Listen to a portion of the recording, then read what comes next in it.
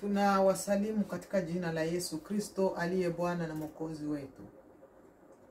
Sifa zimrudi Mungu aliye hai. Leo ni siku njema ambayo Bwana ametuazima tena ili tuweze kuzungumuza neno lake na kuweza kufarijiana na kuhimizana katika safari ambayo tunayo ya kwenda mbinguni kwa Baba. Bwana Yesu wapewe sifa. Tunawapenda. Bwana anatupenda sote kwa ujumla zaidi kuliko wote. Na leo katika usiku huu wa leo tumeona ni vema tuje mbele yenu wapendwa wetu, wapendwa wa Kristo, ili tuweze kuzungumzia neno ambalo Roho wa Mungu ameliweka mioyoni mwetu ili tuweze kuchangia pamoja na wapendwa kwa usiku wa leo. Na tutakwenda kuangalia neno ambalo linalosababisha watu kujitenga na wengine, au kuwa mtu wa huyu na kuwa mtu wa huyu na kuwa mtu wa yule, lakini bado sote tunasema kwamba tunamhudumia mtu gani? Mtu mmoja tu ambaye ni Yesu Kristo.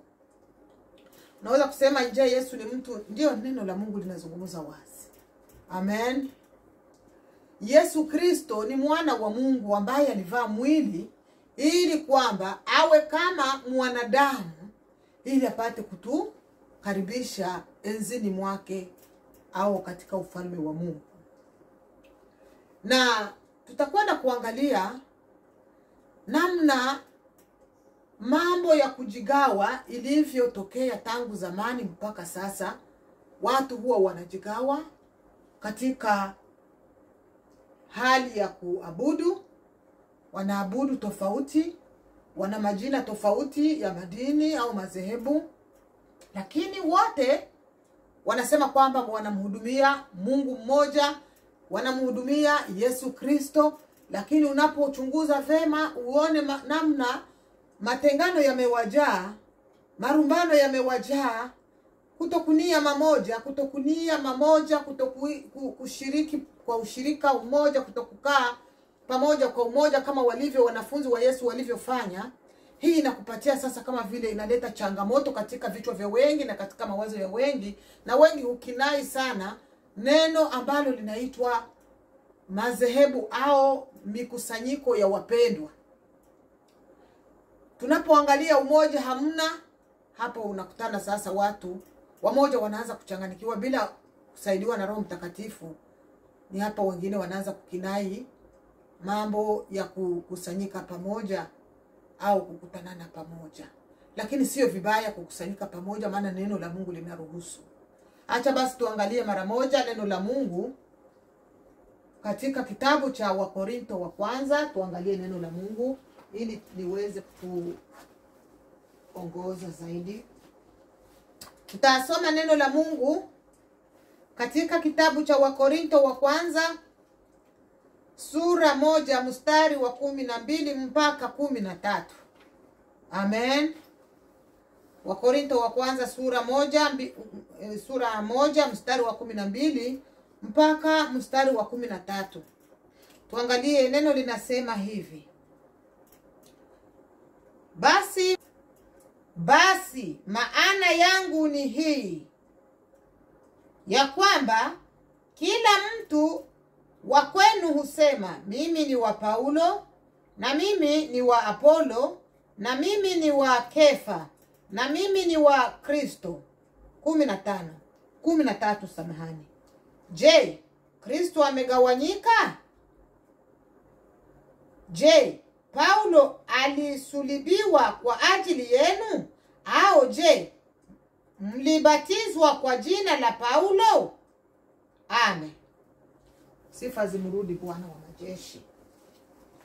Neno la Mungu limetuambia hapa ya kwamba tunapotazama yanayotendeka katika madhehebu, katika maisha yetu ya kila siku, katika hawa wanaoabudu, alafu tukitazama namna mambo yanavyotendeka, ni hapa sasa watu wanakuwa na maswali elfu vichwani mwao. kwa sababu ya kutokuona matunda mema ambayo hawa wanaoabudu wanayoyaonyesha mbele za watu. Maana neno la Mungu linasema ya kwamba tukipendana watu wataamini na kujua kwamba sisi ni wafuasi wa Kristo. Lakini sasa tazama katika hili ambalo tumesoma katika kitabu cha Wakorintho wa kwanza 1:12-13. Eti watu wakasema mimi ni wa Paulo, wengine wakasema mimi ni wa Apolo, wengine wakasema mimi ni wa Kefa, wengine wakasema mimi ni wa Kristo. Sasa swali linakuja, je, huyu Paulo ambaye mnamsema, je, huyu Kefa ambaye mnamuweka kipaumbele, je, huyu Apolo ambaye mnamuweka mbele kwa mbele, je, kuko yule katikati ya hawa wote yuko yule ambaye alijitoa uhai wake kwa ajili yetu? Hata Paulo naye anauliza, je, mimi Paulo niliweza kubatiza mtu yeyote kwa jina langu? La hasha. Kuna mtu ambaye anaweza kataja kwamba mimi nilimfia au huyu alimfia? La hasha. Sasa marumbano ya nini wana wa Mungu ambayo tunarumbana? Mapigano ya nini ambayo madhehebu yanapigana? Watumishi wa Mungu usiku na mchana hawapatani. Watoto wa Mungu kila itwayo leo ni marumbano. Watu ambao wanajiita kwamba wanaabudu Mungu mmoja na Yesu mmoja, lakini kupatana hawapatani. Kuelewana hakuna maelewano. Kusikilizana hakumo ndani yao. Halafu sasa unapojiswali unasema, sasa ikiwa kama kweli sisi wote tunamfuata Yesu Kristo ambaye ni mwana wa Mungu tunayemhudumia kama vile tunavyosema, migongano ya nini ambayo iko katika wana wa Mungu? Marumbano haya yanatoka wapi? Vita hivi vinatoka wapi? Alafu kutokupatana kunatoka wapi? Na sisi sote tunasema tunamhudumia Kristo. Alafu uje uangalie watu wanaposema kwamba tuko kwenye dini moja, mfano wa Pentekoste, wa Katholiki, alafu na wengine Waislamu nao wanasema wako wamoja kwa pamoja. Lakini sasa enda katika hawa ndugu zetu wa Kristo ambao ni wa Pentekoste. Ukiingilia na kushiriki kwa kanisa lake hili ni vizuri, mnapatana, mnaomba pamoja vizuri, lakini upige hatua useme okay, sisi sote tunamhudumu Kristo mmoja. Ukapiga hatua uende kushiriki kwa kanisa lingine au uende kuhubiri kwa kanisa lingine. Alafu utaona vita ambavyo watakupiga. Utaona namna watakufuatilia. Utaona namna kejeli zitaanza kuinuka. Utakutana vita vinakuingilia, utakutana wanaanza kukuweka iko macho, yaani utakutana wanaanza kufuatilia kwamba huyu kashaanguka, huyu hatulii, huyu hatujui ni wetu wala sio wetu, huyu yani hashikiki. Unakutana sasa unajiswali, ikiwa kama tunasema sisi sote tunamhudumu Kristo mmoja, na wale nao wanasema wanamhudumia huyu Yesu Kristo, sasa matengano yanatoka wapi katikati yetu? Nikishiriki kwa hili kanisa inakuwa probleme, inakuwa kukufuatilia, inakuwa kukuweka iko jicho la ukali. Sasa ni Kristo gani ambaye huyu ambaye tunasema kwamba sisi sote tunamhudumu, ikiwa kama sio maslahi ya wamoja? Alafu wanadanganya kwamba tunamtumikia Mungu mmoja, Yesu Kristo mmoja. Sasa ikiwa kama tunamtumikia huyu Yesu mmoja, kwa nini sasa muweke ndugu yenu huyu ambaye kwa sababu ameenda kushiriki kanisa fulani mumwekee eko jicho mbaya? Hapo napita na kuonyesha kwamba kuko vingine ambavyo tunafichwa. Kwa sababu gani? Kwa kama sisi sote tumekuwa wamoja, wana wa baba moja, kwa nini hatuwezi shirikiana? Tunamhudumia Mungu mmoja, Yesu Kristo mmoja. Kwa nini sasa tuanze kutengana?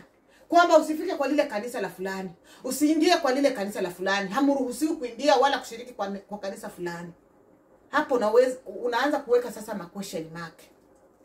Point d'interrogation zinakuwa nyingi pale. Kwa sababu gani?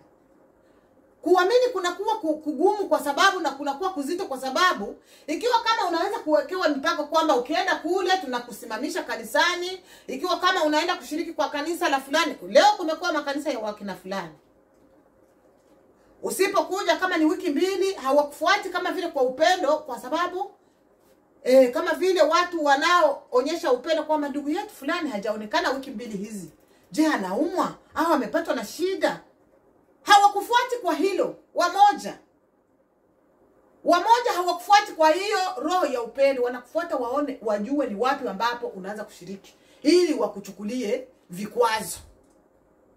Na wakikutana kabisa umeanza kushiriki kwa kanisa lingine, hata kama haujatoka kwao, kwa lile lingine kanisa, watakukamatia hatua ambazo wewe mwenyewe utashangaa, uanze kujiuliza mara 10, ni Kristo mmoja ambaye tunamhudumia au kuna masilahi zao, au hawa wanatumikia tumbo, Mungu wao amekuwa tumbo, au Kristo ambaye wanamshuhudia si huyu ambaye ametuambia kwamba sote tuko wandugu, tuko wamoja, kwa sababu tunamtaja Kristo mmoja. Ni wanafunzi, na wanafunzi nao wa Yesu wakati walienda wakakutana, kuna wale ambao wanakemea pepo zinatoka kwa jina la Yesu, wanaombea watu kwa jina la Yesu na magonjwa yanatoka. Wanafunzi wakashangaa, wakasema nini hii? Wakakimbia kwa Yesu wakamwambia, tumekutana wengine wako wanakemea pepo kwa jina lako na hawako wa kwetu, hatuko pamoja. Yesu akawaambia, kama wanataja jina langu hao ni wa kwetu, tayari tumekuwa wamoja. Unaona, hizi ndizo hisia mbaya za watu. Walianza depuis zamani. Watu kama na hawa tuko nao katika madhehebu. Bwana Yesu tusamehe sana wapendwa. Na hakika kweli Bwana tutie nguvu ili tuweze kuwaleta watu kwa Yesu, tusiwalete watu kwa dini. Tuwaambie watu Yesu mzima anayeokoa na kuponya. Tusiwaambie watu Yesu wa madini. Yesu haiko katika madini. Bwana Yesu tuhurumie sana. Amen, amen. Amen. Ati kwamba Yesu kawaambia hao nao ni wetu, ni wamoja wetu, msiwakasirikie. Lakini hapa wanafunzi walikuwa walishaonyesha hali ya kukasirika kwamba ni aje hawa wanaanza nao kuingia kwa kutaja jina la Yesu wetu, na wao wanasikiwa kwa hili jina la Yesu wetu. Yesu sio wa mtu mmoja, Yesu ni wetu sio wote, sisi wote, kwa yule ambaye amemwamini kwa roho na kweli, bila ujanja, bila kutafutia tumbo. Amen. Hii ndio neno zuri ambalo Yesu amesema, hao wote ni wetu hao, kwa sababu wanataja jina la Yesu. Lakini wapendwa wa leo hawako kama hivi Yesu alivyosema. Amen. Mungu atuhurumie wapendwa, hakika turudi kwa Yesu. Tumemwacha Yesu mbali, tumejiongoza sisi wenyewe, tunaenda mbele, Yesu tunamwacha nyuma. Lakini ingelikuwa vizuri tumwache Yesu aende mbele, awe kiongozi wetu, na sisi tuje nyuma yake. Lakini wengi wanamwacha Yesu nyuma, wanamwacha Yesu mbali, wanajiongoza wenyewe kwa jina tu la kinywani kwamba wanamhudumia Kristo Yesu. Bwana Yesu atuhurumie wapendwa. Tukitoka hapa kwa wenzetu hawa, ndugu zetu wa Protesta au wa Pentekoste, hiyo ni udhaifu na ni ugonjwa mbaya sana, ambayo tumeona kwamba hata Yesu naye aliwakemea. Amen. Yesu akawaambia wanafunzi, wakaja na furaha wakasema, Yesu tumekemea nguvu za giza zimetutii. Yesu akawaambia, hapana kurizika na hiyo tu. Usifurahie kwa sababu pepo zimewatii, lakini furahini ikiwa kama majina zenu zimeandikwa mbinguni. Wana wa Mungu, hili ndilo neno tunaweza kuambia wana wa Mungu, watoto wa Mungu, watu ambao hawajamjua Kristo, wamjue kikamilifu, wasimjue vipande, wasimjue kimaigizo, wasimjue kidini. Hapana. Hakuna mahali Yesu alituambia kwamba hii dini ndio itafika mbinguni, hapana. Bali kwa mwenendo mzuri na matendo matakatifu. Lakini watu wanafunza sana kushikilia dini kuliko kumshikilia Kristo Yesu. Watu wamefunzwa sana kushikilia vyeo na heshima za wachungaji wao kuliko kumheshimu Mungu. Bwana Yesu atuhurumie sana. Kuna mtu mmoja ambaye nilimuona hapa kwa mitandao, samahani kwa kusema jina lake, naye niliona video ndio maana nitasema jina lake. Aliweza kusema kwamba eti kuna mtu Mkristo aliweza kumsalimia Jambo Gitwaza akasema mimi siko Gitwaza wenu. Hiyo video hata na wewe ukigugu kwa YouTube utaiona. Anasema wazi kabisa huyu ni mtumishi, anajiita mtumishi wa Mungu. Akasema Jambo Gitwaza akasema mimi siko Gitwaza wenu. Mimi niko baba yenu. Hapana mtu kunizoea mimi mtumishi wa Mungu kuniita Gitwaza. Kuna wengine wanaitwa Yesu. Sasa mwenyewe tunamuita Bwana Yesu. Hakuna kwa tunasikiaga wanatuficha kwamba mumuite Papa Yesu, kama vile hawa watumishi wetu wanataka majina za ajabu ajabu, za heshima za ajabu ajabu. Papa Pastor, Papa Mchungaji, Papa Bishope, Papa Eveke, Papa kama ni nani na hayo yote yanatuonyesha kwamba hivi viburi vya cheo ndivyo ambavyo watu wamekwenda kujengea eko ili wapate kujikusanyishia watu wengi kwenye madhehebu zao, ili wao wanawanyenyekelea, ili wao wanaona kama vile wa Mungu wao. Bwana Yesu tuhurumie wapendwa. Bwana atuhurumie hakika. Watu wako wanaanguka kwa ajili ya haya matabia maovu ambayo yako yanatendewa na watu wa madhehebuni. Amen. Acha tuyaseme. Isiwe kama vile ati kwamba tuna adama madhehebu.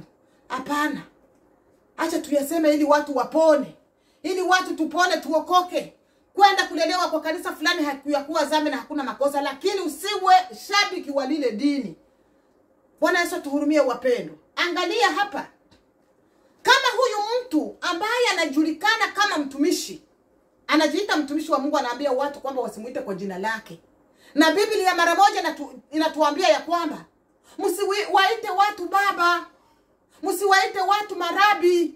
Lakini huyu anajiita ni mtumishi wa Mungu, lakini anashurutisha watu wamuite baba. Sasa inapatana wapi na neno la Mungu? Kama sio hisia tu za tamaa ya cheo na viburi vya uzima. Mungu atuhurumie wapendwa.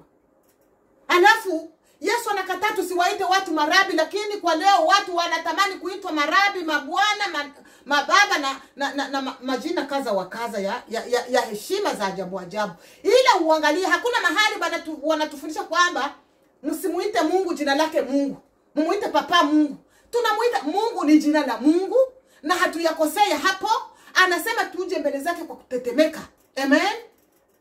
Lakini hakuna mahali anatuambia tusimuite jina lake Mungu wala Jehova au Yahweh. Tunamuita ikiwa tunathubutu kumuita Mungu muumbaji mjina lake Mungu Baba au Mungu. Halafu wewe mwanadamu ambaye ni udongo unakataa tusikuite kwa jina lako eti tutakuwa tumemkosea na Mungu. Unaona kweli hizo ideologies zitatufikisha wapi kama sio pabaya kwa kuangamia? Bwana atowe viburi vya uzima ndani ya washikacheo na washikadini. Hakika washikadini ndio wanakuwa na tabia za hivyo za kutaka heshima za ajabu ajabu. Wasipomuita baba, wasipomuita kama ni bwana mkubwa, kama ni majina gani ya heshima za ajabu ajabu, anakamata nafasi ya Mungu, anaijitwika yeye mwenyewe. Neno la Mungu linatuambia ya kwamba ninyi nyote mmekuwa ndugu. Niliwahi kusikia mtu ananishuhudia kwa kanisa alikuwa anashiriki hemo. Akasema kwamba huyo baba alikuwa pastor na mwingine alikuwa pastor wawili. Mwenzake pastor akasimama akasema, "Ndugu fulani, ndugu David, simama uombe Mungu kwa kufunga kipindi." Ule baba aliomba, alishakuazika, kufika nje na kanisa liacha. Kufika nje kaanza sasa kuzungumuza na wengine wa Kristo kwamba mnaona pastor ananikosea adabu, ananikosea heshima mbele ya Wakristo, kwamba ananiita mimi niko ndugu David. Mimi niko pastor. Hangeweza kunitaja jina langu mbele ya watu. Mungu atuhurumie wapendwa. Wengi hakika wataangamizwa kwa ajili ya hiki kiburi cha cheo, masifa. Halafu kimwambia ndugu mpendwa, hii ni kiburi cha uzima ambacho shetani ameotesha ndani yako. Uwe macho kisije kuingiza jehanamu. Atakwambia na wewe ulishaanguka. Hauna heshima. Ulishaanguka, ulishamwacha Mungu. Hatupashi kuvamia watumishi wa Mungu. Muwapande eti mnaanza kuwaita kwa majina. Lakini Mungu tunamuita Mungu na Mungu anatusikia na anaitika. Wewe tusikuite jina lako, mimi msiniite jina langu. Umekosea wapi hapa? Ndio unaweza kumheshimu Mungu, kumheshimu mtumishi wala mtu. Sio ziwe heshima za kukaza. Na heshima haziko kwa ajili ya jina. Ninaweza kukuita kwa jina la heshima la kukupamba kwa sababu nataka yale mapambo na heshima za ajabu ajabu. Lakini huku pembeni ukakutana uko na mdharau tena ule mtu. Sasa unayafanya kama vile kwa unafiki, unayafanya kama vile kwa mkazo. Hiyo haiko vizuri wapendwa. Amen. Mungu atuhurumie wapendwa. Hili ni jambo baya ambalo hakika liko linatuma watu wanakinai kumkaribia Mungu kupitia makanisa ambayo zinatulea.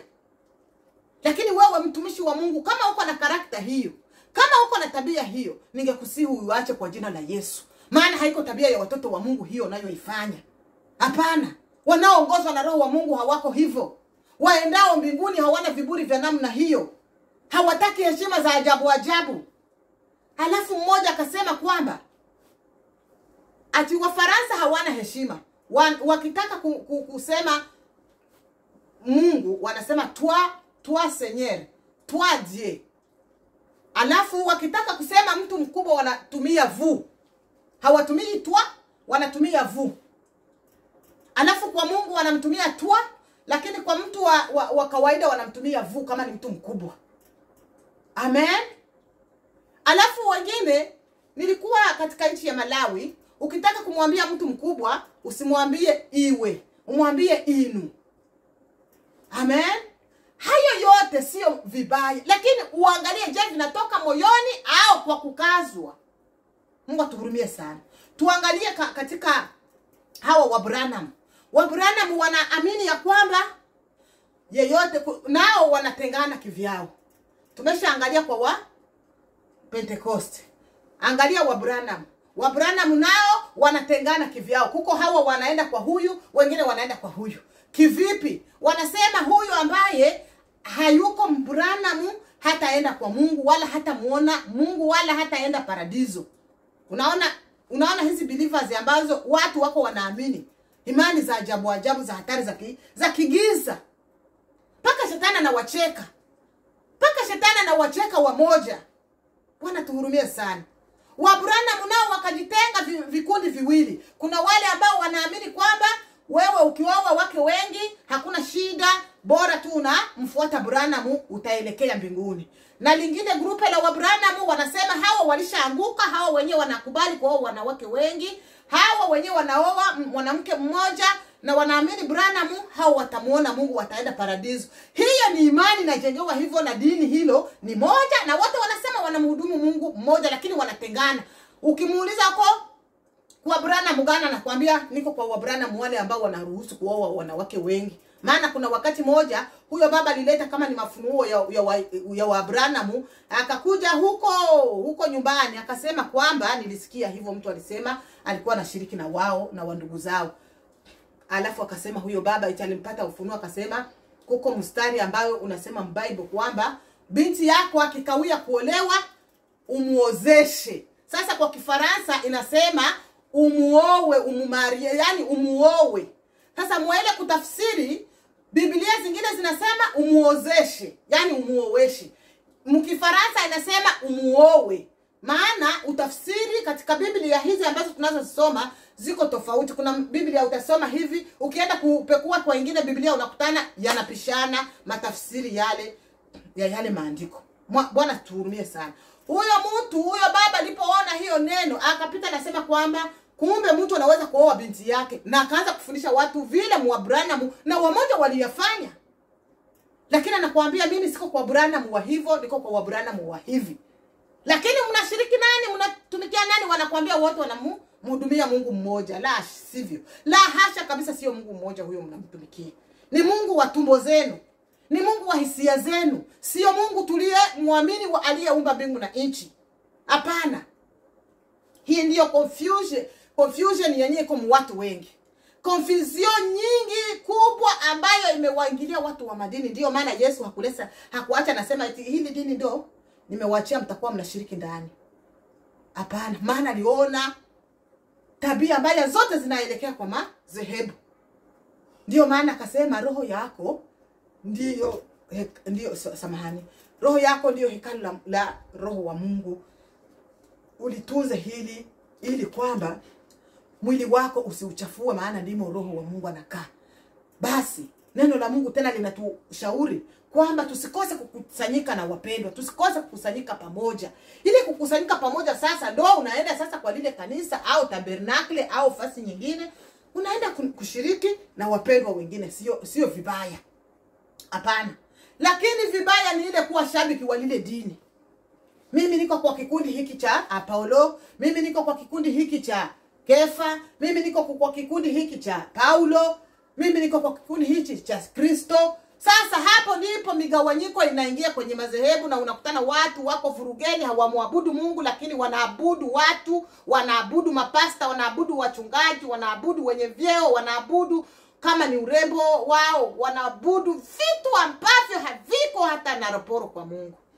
Lakini wanakuambia bado tunamtumikia Mungu, bado tunamhudumia Kristo, bado tuko wana wa Mungu. Hasha, hauendi fasi ikiwa kama utajikuta ungali katika hali ya namna hiyo ya kusema mimi kwetu ni fasi fulani ndio kwenye tunashiriki, ndio kwenye Mungu. Na wengine wanasema kama haushiriki kwa kanisa letu wewe ni mpagani, kwetu ndio kwenye kuko Mungu, kwetu ndio kwenye Yesu yuko.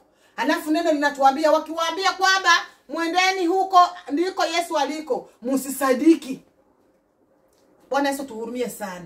Alafu watu wengi wako wanakutana wanatimiza hilo neno, lakini wanakuambia sijaenda kumngoja Yesu kwa mlima fulani, lakini huko kwenye uko naelekeza wengine eti njoo kwa kanisa letu, njoo kuko Yesu wa hakika.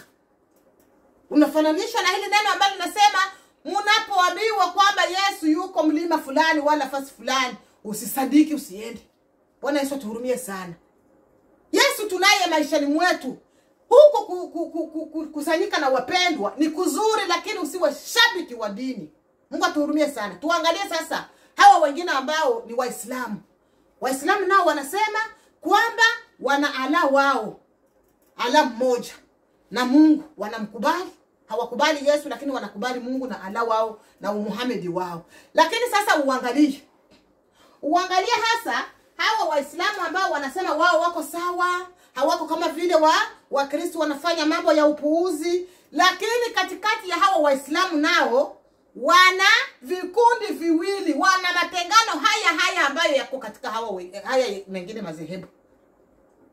Ukiangalia katika hawa wenzetu Waislamu, huko kundi ambalo linakubali, lina imani ya Wasuni, na lingine liko na imani la Washia. Unaona sasa jinsi mitangano na magawanyiko yanavyokuja ndani ya wana wa Mungu, lakini ukiwaonya wanasema tuko radhi, tuko sawa, hatujamkosea Mungu, tungali tu sawa kwa njia moja. Hasha kabisa, huo ni kujidanganya. Alafu Washia wanaabudu vyao, Wasuni nao wanaabudu vyao, lakini wote wanakutanana kwa jina moja, ni Waislamu. Lakini imani zao nao zinatengana humo, wana vurugu, wana mitengano, wana marumbano humo kama huku kwa Wakristo nao hivyo. Lakini sijasema kwamba Wakristo wote wako hivyo. Kuna wenyewe wanajitambua ambao wangali katika mstari ulio halali, wanajua kwamba mimi sishabiki dini, lakini mimi ni mwana wa Mungu, ninaelekea mbinguni kama ninavyosema neno la Mungu. Wako wale ambao tunasimama imara, hatushabiki dini fulani. Ukienda kwa hawa nao Wakatholiki, kuko wale wa Katolike, kuko wale ambao wanajiita wa karismatike. Alafu mimi niliwahi kuambia kwamba mimi niliwezaga kuwa na rafiki zangu wa karismatike wanaomba, lakini wanakuambia wako tofauti na wa Katolike, lakini wote wako humo. Ile wao wanajiona kwamba wao ndio wanaombaga sana, na kabisa wanaombaga kabisa na kuonyeshwa, lakini wakaanza kuwabagua kwamba nao hao wa karismatike wanaanza kutumikishwa na kukubali Roho Mtakatifu kama wa Pentekoste. Bala tena napatikana pale. Bwana Yesu tuhurumie sana. Hawa nao wanasema hawa wenyewe sote ni wa Katoliki, lakini wao wanakubali ile kufukiza uvumba na yale mengine ya kuombea waliokufa na kuweza kuonyesha maji waliokufa, kwamba hii haiko kabisa mapenzi ya Mungu. Wa charismatic wanaomba kabisa vizuri sana, lakini nao wanabaguliwa humo. Mungu atuhurumie wapendwa. Hii ndiyo sasa vita ambavyo viko katika madhehebu, ambavyo ni tofauti na wewe ambaye umeamini Mungu wa kweli na haki bila kuchanga madhehebu. Amen. Hawa ni Washia, hawa ni Wasuni. Hawa ni wa shika sabato wa aina hii, hao ni wa shika sabato wa aina hii. Humo muna vurugu, muna kuumana, muna kujibagua, muna kujitenga. Hawa ni wa huyu, hawa ni wa huyu, lakini wote wanakuambia tunaabudu Mungu mmoja, tunapendana. Hasha. Bwana Yesu tuhurumie sana. Ni ushauri wangu kwenu wapendwa, kwetu sisi sote. Tuangalie ni Mungu gani tunamtumikia. Je, tuko kweli katika haki au tunaridhisha roho zetu wala mili zetu wala nafsi zetu wala hisia zetu? Kila mtu anajua ni Mungu gani anayemtumikia. Maana Yoshua alisema, chagueni Mungu gani ambaye mtakaye mhudumia na kumtumikia. Mimi leo naamua kumtumikia Mungu aliyeziumba mbingu na nchi. Mimi na watoto wangu, mimi na nyumba yangu naamua kumtumikia Mungu. Wewe unayenitazama, ingelikuwa heri na vema uweze kuamua ni Mungu gani utamtumikia. Je, ni Mungu wa dini? Achana na Mungu wa dini. Ni Mungu mwenyewe anadanganya huyo wa dini lako.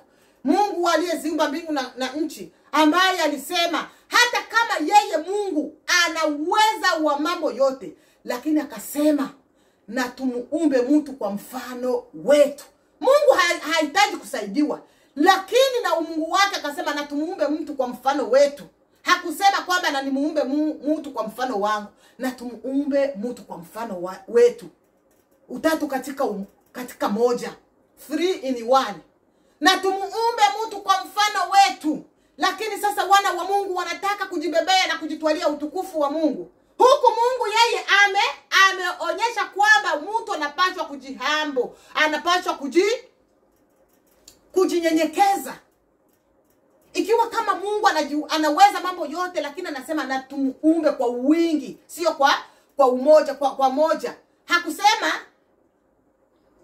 kwa nani, kwa hali ya singleto. Alisema, hakusema kwa hali ya kujimimi. Alisema kwa hali ya wingi na tumuumbe mtu. Lafu wewe unakataa kwamba hauwezi shiriki na kuhudumu pamoja na wengine. Wewe unaona kwamba wewe ni wewe, hili ni kanisa langu, hii ni nani yangu, hii ni Mungu atuhurumie wapendo. Halafu na wengine wamejishikisha mistari ambayo haipatani hata na yale ambayo wanayoyaambia watu ambao wanawaongoza. Kama vile kuna mahali neno la Mungu linasema katika kitabu cha Yohana wa kwanza sura 2 mstari wa 19. Inasema walitoka kwetu lakini hawakuwa wa kwetu. Na maana kama wangalikuwa wa kwetu wangalikaa pamoja nasi. Lakini walitoka ili wafunuliwe kwamba si wote walio wa kwetu. Alafu huu mstari wengi huwa wanajifariji nao sana. Lakini sivyo. Kuna wakati unaweza kusema kwamba hapana. Ukimuonyesha mtu jambo jema asikusikie, anakukimbia, hapo unaweza kusema kwamba huu mstari unaendana na hilo neno. Kama vile Yesu aliwaambia wanafunzi wake, je, na nyinyi mtakimbia mtatoka? Wanafunzi wakasema, Petro akasema, Bwana tutaenda wapi ambapo kuna maneno ya uzima kama yako? Yesu alimkemea Petro, lakini Petro hakubadilika kwa Bwana Yesu. Yesu anamkemea Petro, lakini Petro hakubadilika kwa Bwana Yesu. Kwa sababu gani? Hakuna mahali pengine tuweza kwenda ambapo kuna maneno ya uzima kama isipokuwa ni kwa Yesu tu. Nafu wengine wakiona ametoka kwa hili zehebu au kwa hili zehebu, anaenda kwa lingine, basi hata kama wanataja Mungu mmoja na Yesu mmoja, basi huyu ameanguka kwa sababu hakushiriki kwa kanisa lake. Na wanaanza kusoma hii verse kwamba huyu ametoka kwetu kwa sababu hakukuwa wa kwetu. Hapana. Kama ameona matumikio ya hapo yako mazuri, kuliko shinda na kuteta, anateta lile kanisa na kunungunika, ni afadhali atoke. Asije akachafua moyo wake, kwa sababu Biblia inaturuhusu ya kwamba ukajitenge nao. Bwana Yesu tuhurumie sana. Kuliko ushinda na nungunika na kufadhaika, jitenge, jiondowe kule, uende mahali utaona kwamba hapa nitapaabudia na amani na usalama. Ndio ninajua hakuna makanisa ambayo wala madhehebu ambayo yana emu wa malaika. Kote utakutana kuna marumbano na mabaya. Lakini kuna mahali unafika unasema hapa kuna malezi ambayo yako nafuu. Na kuna mahali nafika naona malezi ya hapa yasije yakaniangusha na kunipotosha. Hapo natoka naenda mahali pengine. Lakini ukitoka, Mungu wangu, inakuwa ni vita kali. Huyu ameshaanguka, tunamtenga kana kwamba na Mungu anakutenga. Kuna mitengo mingine watu wanakutenga au makanisa, lakini Mungu hakubaliani nayo. Maana naona ndani yao kuwa kama hawa wametenga huyu mtu. Je, ni kwa roho ya upendo au umoja? Au ni kwa ajili ya roho ya kujikuza na viburi? Au ni kwa ajili ya roho ya hasira? Au roho ya kujikinai kwa ajili ya vyao vyao? Kuna wengine wanatenga wale wanasimamisha watu kwa ajili ya kujidai yale na kujisifia yale madaraka walio nayo. Hayo Mungu hababaishwi nayo wala hafuatani nayo. Ingawa wanaweza kusema eti kwamba tumepewa uwezo wa kufunga hapa duniani na mbinguni watafunga. Tukifungua hapa duniani na mbinguni watafunga. Hasha, usitishwe wewe mwana wa Mungu na hayo maneno. Maana shetani naye ana wajumbe wake ambao wanasoma maneno wakiwa wameyageuza. Fuata neno la Mungu. Maana wengi wanadanganya kupitia haya maneno ya Mungu. Na wenyewe wako na ongoza watu wa Mungu kwa ukweli na haki. Bwana tuhurumie sana. Na Bwana tutie nguvu ili kwamba tusimame imara, tumtetee Bwana Yesu. Tusimame imara, tumtetee Bwana Yesu wapendwa. Maana wengi wako wanakuja kwa jina la Yesu lakini wako mbali na wokovu wa Yesu Kristo. Wewe unayesimamia watu wa Mungu na kuwaongoza kwa neno la kweli, Mungu wangu akubariki. Mungu aliyeziumba mbingu na nchi akubariki. Amen. Ni mashauri madogo haya ambayo tulipendezwa kwamba tuweze kuyaleta kwenu au tuweze kusaidiana katika kazi za Mungu. Bwana Yesu atubariki. Bwana awe pamoja nasi kwa ujumla. Maranatha. Jiandae, Bwana Yesu anakuja. Usizubalishwe na jambo lolote lile au na vimbunga vyovyote vile. Usizubalishwe na vikwazo vyovyote vile ambavyo nakutanana navyo. Jiandae, Bwana yuaja. Hata wakupige mawe. Stefano alipigwa mawe kwa ajili ya Yesu. Hata wakuzihaki, hata wakunyanyase, hata wakutusi, hata wasikukubali, hata wasikuamini, lakini zidi kusema ukweli. Na mwisho Mungu atatulipa. Bwana sifiwe. Maranatha. Ndio maana watu wengi wanadharau na kupuuzia sana hili neno ambalo shetani anawafunga macho sana watu wasielewe hili neno ambalo lilisababisha shetani kushushwa kuzimu. Sio kwamba alichawika, sio kwamba shetani alizini, lakini alijipandisha mabega juu. Sasa shetani anawapuuzisha watu wengi na kuwasahulisha kwamba kilichofanya shetani ashushwe kuzimu ni kutaka sifa. Sasa shetani anawapuuzisha na kuwasahulisha watu wengi wenye madini na wenye mavyeo wasikumbuke hilo kwamba Mungu huchukizwa na watu wajini wao wajisifiao wao wenyewe. Mungu atuhurumie sana. Mama mmoja alikuwa bibi ya mtumishi fulani kanisani. Akaanza kusema kwamba yeye anaanza kujifunza kumuita Mungu, asimuite Mungu au anamuita jina lingine juu ya patia naye heshima eti baba yake ya Manu. Nikamuuliza baba yake ya Manu ni nani? Akasema sasa wewe unataka tuwe tunasema naye Mungu mjina. Omoto tunaita basi Mungu naye jina la kama nickname, kama ni nini mimi sijui. Unaona kwenye watu wamefikia kufikiria kweli kwa ajili ya vyenyewe wanaona vyenyewe vinatendeka katika madhehebu. Ati sasa kama Mungu ndio mwenyewe tutakuwa tunaita tu Mungu tuwe tunamuita naye basi baba Manu. Nikamuuliza baba Manu ni nini? Ni nani? Aseme Yesu ni Emmanuel. Sasa tuwe tunamuita baba Emmanuel au kwa kufupisha tuwe tunamuita Mungu baba Manu, baba Emmanuel. Sasa Mungu hana haja ya hivyo vyote. Mungu ana haja ya roho yenye kupondeka na kunyenyekea kikamilifu, sio kwa ajili ya kupendezesha midomo. Maana nasema wanani heshimu lakini kwa midomo, lakini ndani yao wameniacha mimi Mungu. Na kuko mtu anaweza kupotea hizo heshima zenyewe unalilia kumidomo tu, lakini ndani yake hana heshima, hana hata raporo na heshima zenyewe uko nazididia. Tuache tabia hiyo wana wa Mungu ili zisije zikatuponza hakika. Mwenye kukuheshimu atakuheshimu sio kwa mkazo. Na mwenye naona kama vile anastahili zile heshima, zitajileta zao zenyewe hizo heshima. Kwa sababu gani? Mtu huheshimiwa selo na jinsi amejitoa mbele ya umati wa watu. Watu watakuheshimu kwa namna ambavyo wanayo kuona emo, namna unavyo. Heshima zitajileta zo zenyewe. Sio uanze kuzipigania. Sio uanze kuzililia. Hapana. Watu watakuheshimu wakiona namna na wewe unaheshimu wengine na namna unavyojiheshimu. Heshima zitajileta. Na wasipo kuheshimu, Mungu, Yesu alisema mtu akinitumikia Baba atakuheshimu. Atatuheshimu. Sasa kwa nini tuzililie heshima hizi za wanadamu kuliko kulilia heshima za kutoka kwa Mungu ndio zenye zina maana? Heshima za wanadamu hazitakufalia kitu. Heshima zitokazo kwa Yesu Kristo, kwa Mungu mwenyewe, ndio zina maana na zina furaha, zinafurahisha na zinatajirisha kweli kweli. Acha kupigania heshima zisije zikakuponza mwenzangu. Acha kulilia heshima za wanadamu kwa kiubabe. Zitakukosi, zitakugharimu maisha yako. Zitakufanya wewe uanze kuonekana kama uko nataka kumramplace Mungu. Yaani unataka kujikamata kama vile wewe ni Mungu wa watu fulani.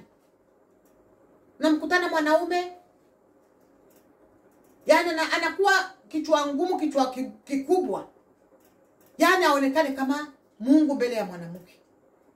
Mchungaji vile vile, unataka kwamba wao wanakusema kwamba mimi ni wa pastor fulani. Mimi ni wa pastor fulani. Kana kwamba wewe uliwafia hao watu. Ni Kristo ndio aliwafia. Mimi ni wa dhehebu fulani, sio vibaya. Lakini sasa je, hilo dhehebu limekufia? Ulibatizwa kwa jina la pastor fulani? Je, ulibatizwa kwa jina la dhehebu lako? Sote tunabatizwa kwa jina la Baba, Mungu, Baba na la Mwana na Roho Mtakatifu. Lakini watu wamewafanya watu wengine kama vile misukule. Bwana aliwahi kunifunulia hilo jambo. Eti angalia huyu pastor iko na anasema kwamba jina la Yesu, jina la Mungu, lakini angalia ameenda kuleta mitishamba ya kufanya watu wao wanamtetemekea, wao wanamuogopa. Yaani intimidation yenyewe na wa intimidate wale watu mpaka na shangaa. Akisema wote wanatetemeka. Lakini yuko anasema kwamba anamhudumia nani? Mungu Yesu Kristo. Watu angalia gisi wanakanyagwa tumboni. Wako wanakanyaga mafuta. Wanawacheka kwamba hao wenyewe wanakanyagishwa mafuta na michanga kama wanakanyagwa tumboni eti ndio wapate deliverance. Eti sisi hatuko kama wale. Wale ni wa uongo. Ndio ni wa uongo, lakini na wewe mwenyewe ungali na kale tu kujinua mabega. Muko safari moja na yule mwenyewe kwa kanyaga watu kwa tumbo na kuwadanganya kwamba walete keke za baraka, walete kama ni mafuta, sijui watapa. Ninyi nyote sehemu yenu ni katika ziwa la moto. Hakuna dhambi kubwa mbele za Mungu wala dhambi dogo. Mungu atuhurumie wa pastor, Mungu atuhurumie wana wa Mungu, tusidanganye watu. Tusidanganywe, tusidanganyike, tusidanganyane. Shetani alishushwa kuzimu kwa ajili ya nini? Kwa ajili tu ya kujisifia. Na wewe utajikuta siku moja unashushwa. Bwana Yesu tuhurumie sana. Wewe haukubatiza mtu kwa jina lako, lakini unamfanya msukule wako. Wewe haukuokoa mtu, haukufia mtu, lakini unamfanya mtu akuamini na kuabudu na kuona kama wewe ndo kipaumbele kwa maisha yako. Kwa maisha yake. Acha mara moja usije kaangamia na ulikuwa unajitesa kwamba uko unamtumikia Mungu. Amen.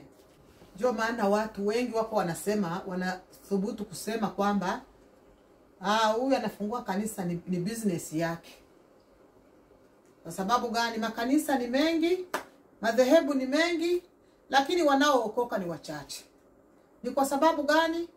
Ubinafsi, umimi umejaa katika madhehebu. Yote, madhehebu zote, hakuna eti za Wakristo. Tunaza Waislamu, naza wa Shika Sabato, naza wa Roman Catholic, na zote zimejawa ndani unafiki. Ndiyo tatizo kubwa ambayo iko inaonekana katika madhehebu. Wengi wamezifanya madhehebu au makanisa zao kuwa kama vile biashara, business. Lakini wanasoma neno la Mungu kwamba Yesu aliwakutana wanafanya biashara katika nyumba ya Mungu akawapiga. Lakini angalia venyewe wanafanyia katika madhehebu ni business, ni biashara zenyewe. Ila wanajifariji. Tuwe makini wana wa Mungu. tafadhali. Mimi niwahi kushuhudia kwa macho yangu na masikio yangu. Mtu wa kanisa letu anaenda kushiriki kule kwa lingine kanisa ambalo linasema Yesu nalo, akaenda kupiga gitaa. Anaenda kupiga gitaa kule na kuimba kule ambapo wamemualika. Huyo mtu walimsimamisha kanisani. Sasa ukiuliza ni dhambi gani amefanya, wanakupitisha hivi kwamba hajawaheshimu wakuu wa kanisa, hakuwaheshimu. Lakini ule ndugu yeye mwenyewe akasema kwamba wamemtenga, wamemsimamisha kwa sababu alienda kuhudumia kwa kanisa lingine bila ruhusa ya wapasta. Sasa pasta njoo amruhusu, amchagulie, unaweza kwenda kuimba kwa hili kanisa, hauwezi kwenda kuimba kwa hili kanisa. Unaweza kwenda kuhubiri kwa hili kanisa, hatukuruhusu, hauwezi enda, hatukuruhusu kwenda kuhubiri kwa hili kanisa. Lakini wote wanajisema ni wanamhudumia Kristo. Hapa ndipo naona ni kama vile biashara zimeingia kazini mwa Mungu kwa wale wanaojiita eti ni maviongozi wa madini. Lakini wanahudumia nani? Tumbo zao. Mungu wao ni tumbo, ndivyo Biblia inasema. Hapa ndipo sasa vinasababisha watu kukinai mambo ya kushiriki pamoja. Bwana aliwahi kunifunulia wakati moja hivi. Kaniambia kwamba kuko wapasta ambao wako na pepo za dominance. Kajiuliza, Bwana, mtu anaweza kuwa na pepo tena na iko na shuhudia neno lako na jina lako? Kaniambia, angalia huyu.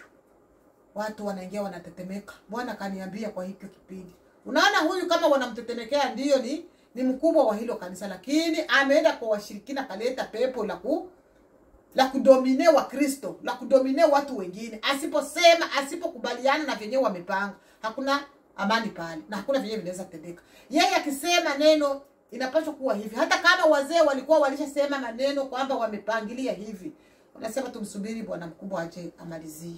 Akisema nimepanga hivi na hivi, hapana, mimi nakataa, siendani, sikubaliani na hii yenyewe mlipanga. Mfuate hili na hili na njoo lenyewe watafuata.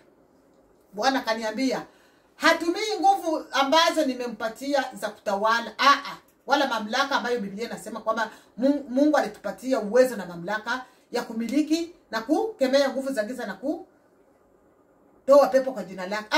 Anatumia pepo la dominance kudominate wengine. Lakini yuko anasema kwamba Bwana sifiwe, Yesu atakuja kulitoa kanisa na yeye atamtoa. Unajidanganya mwenyewe. Wengi wako mazabahuni, wengi wako kwenye viti vya cheo vya kanisa wala vya madhehebu, lakini Bwana na waona wako mbali na upendo wa Kristo, lakini wanamtaja Kristo kwa midomo yao. Bwana kanifunulia, unaona hawa wengine, huyu mchungaji huyu anakunywa pombe na bugia pombe ajabu, lakini iko siku tamuweka hadharani. Anakunywa pombe, anazibugia, anaficha. Wengine wakikunywa pombe wanatafuna matunguu sumu. Vile vitunguu sumu vinaua ile harufu. Anajua kwamba amemficha pasta mwenzake au muumini, lakini anashindwa na kujua kwamba mwenyewe yuko mbinguni ananiona. Huu ndio ujanja ambao umeegamia katika madhehebu zote, hakuna lililo zima. Ila ni mtu na Mungu yeye peke yake. Kuko ndugu mmoja alikuwa wa familia yangu. Akasema kwamba yeye alikuwa Muislamu. Alafu wakinunua nyama ya nguruwe, wanasema huyu ni Muislamu hawezi kula. Lakini alikuwa anajificha na kula ile nyama ya nguruwe. Ukimuuliza, sasa wewe mbona umesilimu huko Muislamu, sasa kwa nini unakula? Achana nao, wanadanganyaka. Wengine wanazikulaga wale wako mwa ile dini. Sasa unawazia kwamba ni mza. Anasema leta tuchape nyama ya nguruwe. Wanakula na kula. Alipomuona kuko wakati mmoja sasa alikuwa anakula hiyo nyama anaficha. Wakati mwingine sasa siku 40. Mwenzake mkuu kama wa ile dini yao akaja kumtembelea. Akakutana sasa iko nakula ile nyama ya nguruwe na wali pale. Alipomuona akataka kufichika, akamwambia mke wake, fichika huko, chef fulani anakuja. Alipoficha akamwambia, ndugu, nimeshaona. Akaanza kucheka, akasema leta wote tukule na sisi na mimi nakulaga.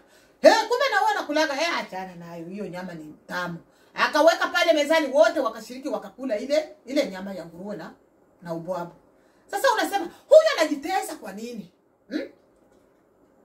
Huyu anajitesa kwa ajili ya kumfurahisha tu mtume wake au kwa ajili ya kumfurahisha msimamizi wake, lakini ndani ya roho havimo.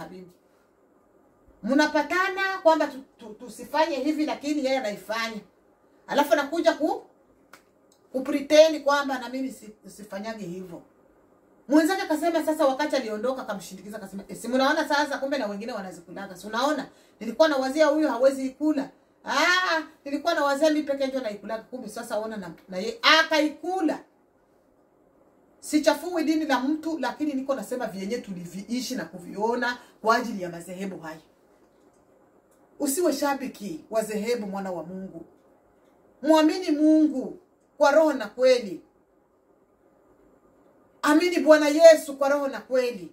Yeye ndiye alisema mtu haji kwa Baba bila kupita kwangu mimi Yesu.